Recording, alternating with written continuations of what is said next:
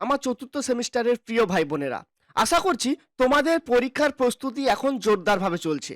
আমি গত ভিডিওতে তোমাদের পর্ষদ থেকে যে ইতিহাসের মডেল প্রশ্নগুলো দিয়েছিল তার প্রথম মডেলের সমাধান করে দিয়েছিলাম এবং তোমাদের কাছে প্রচুর ভালোবাসা পেয়েছি এবং প্রচুর তোমাদের ডিমান্ড এসছে যে দ্বিতীয় যে মডেল সেটটি আছে তার সমাধানের জন্য। তাই আজ আমরা সমাধান করতে চলেছি দ্বিতীয় মডেল সেটটি।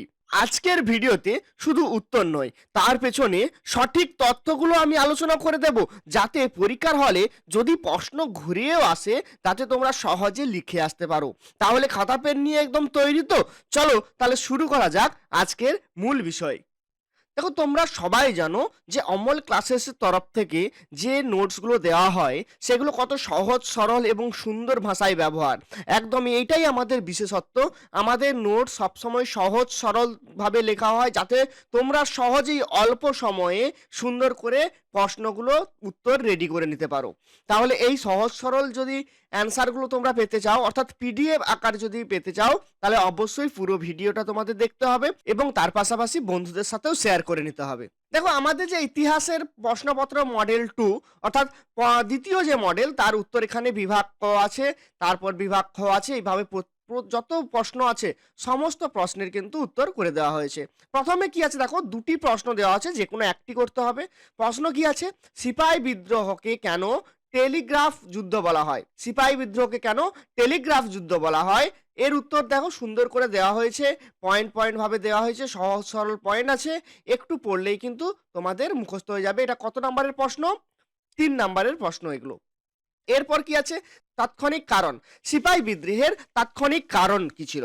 বা প্রশ্নটা ঘুরেও হতে পারে যে সিপাহি বিদ্রোহের জন্য এনফিল্ড রাফেল কতখানি দায়ী ছিল।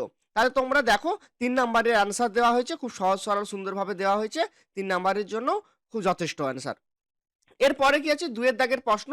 এখানেও দুটো প্রশ্ন থাকবে, একটা করতে হবে তার 2x ফর্মুলা। প্যান ইসলামিক আন্দোলন কি? প্রথম প্রশ্ন, প্যান ইসলামিক আন্দোলন কি? এরপরে দ্বিতীয় প্রশ্ন আছে, থিওডর বেক কে ছিলেন? থিওডর বেক কে ছিলেন? পরের প্রশ্ন, 3 দাগে সংবিধানের 3টি বৈশিষ্ট্য উল্লেখ করো। এরপরের প্রশ্ন কি আছে, ভারতীয় সংবিধানের প্রস্তাবনার বিষয়ে লেখো। পরের প্রশ্ন, ভারতীয় সংবিধানের প্রস্তাবনার বিষয় সম্পর্কে আলোচনা করতে হবে। পরের প্রশ্ন কি আছে, পরে দেখো 4 নাম্বারের যে কোনো দুটির মধ্যে একটি করতে হবে তোমাদেরকে। প্রথমে টিকা আছে আগরতলা ষড়যন্ত্র মামলা, এবং এর পরে যে প্রশ্নটা দেওয়া হয়েছে সেটা হচ্ছে সিমলা চুক্তির 3টি শর্ত। প্রথমে আছে আগরতলা ষড়যন্ত্র মামলা, এরপর সিমলা চুক্তির 3টি শর্ত। এরপর বিভাগ খ শুরু হচ্ছে, যেখানে 4 নাম্বারের প্রশ্ন থাকছে এবং সেখানেও দুটোর মধ্যে যে কোনো একটি করতে হবে, অর্থাৎ 2x ফর্মুলা। প্রথম প্রশ্ন দেওয়া হয়েছে সিপাহি বিদ্রোহের 2টি অর্থনৈতিক কারণ, খুব সহজ এবং সুন্দর প্রশ্ন। এবং পরের প্রশ্ন আছে সিপাহি বিদ্রোহের সামাজিক কারণ লেখো। তাহলে এটাও সুন্দর প্রশ্ন আছে। পরে দেখো, এরপর তোমাদের যেগুলো আছে সেটা হচ্ছে 6 দাগে 4টি প্রশ্নের মধ্যে 2টি তোমাদেরকে করতে হবে। প্রথম প্রশ্ন আছে, মুসলিম লীগের লক্ষ্য কি ছিল বা মুসলিম লীগের লক্ষ্য ব্যাখ্যা করো। এবং দ্বিতীয় প্রশ্ন আছে, মুসলিম লীগের সামাজিক ভিত্তি লেখো। মুসলিম লীগের সামাজিক ভিত্তি। পরের প্রশ্ন দেখছি আমরা। পরের প্রশ্ন কি আছে, আলিগড় আন্দোলনের সামাজিক ভিত্তি লেখো। আলিগড় আন্দোলনের সামাজিক ভিত্তি। পরের প্রশ্ন চলো, পরের প্রশ্ন কি আছে, আলিগড় আন্দোলনের প্রাতিষ্ঠানিক ভিত্তি লেখো। আলিগড় আন্দোলনের প্রাতিষ্ঠানিক ভিত্তি। পরের প্রশ্ন দেখো কি আছে, পরের প্রশ্ন আছে মুক্ত অর্থনীতির ধারণা। পরের প্রশ্ন কি আছে, মুক্ত অর্থনীতির ধারণা। অর্থাৎ মুক্ত অর্থনীতি বলতে 3টে যে দিক আছে মুক্ত অর্থনীতি, অর্থাৎ উদারীকরণ, বেসরকারীকরণ আর বিশ্বায়ন। সেই এলপিজি 1991, তো সেই উদারনীতিকরণ, বেসরকারীকরণ আর বিশ্বায়ন, যে মুক্ত অর্থনীতির কি প্রভাব পড়েছিল সেই প্রভাব সম্পর্কেও আলোচনা করে দেওয়া হয়েছে। প্রথম পঞ্চবার্ষিকী পরিকল্পনা লক্ষ্য কি ছিল, এটা আমাদের সাজেশনেও ছিল, তোমরা দেখে নাও। এর পাশাপাশি এরপরে 8 দাগে যে কোনো দুটি প্রশ্নের মধ্যে একটি করতে হবে, তোমরা দেখে নাও। পরের পর সুন্দর করে দেওয়া হয়েছে, তোমরা চাইলে স্ক্রিনশট করে নিতে পারো।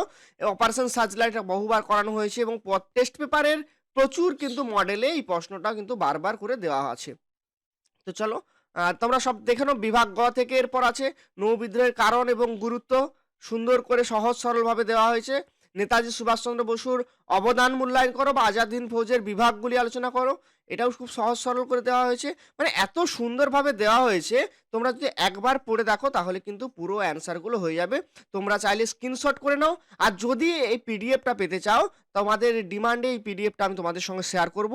শুধুমাত্র পুরো ভিডিও তোমাদেরকে ওয়াচ করতে হবে এবং পুরো ভিডিও ওয়াচ করলে তবেই কিন্তু পিডিএফটা তোমরা পাবে। তার আগে তোমরা স্ক্রিনশট করে পড়তে পারো। তাহলে আজকের ভিডিও আপাতত এটুকুই।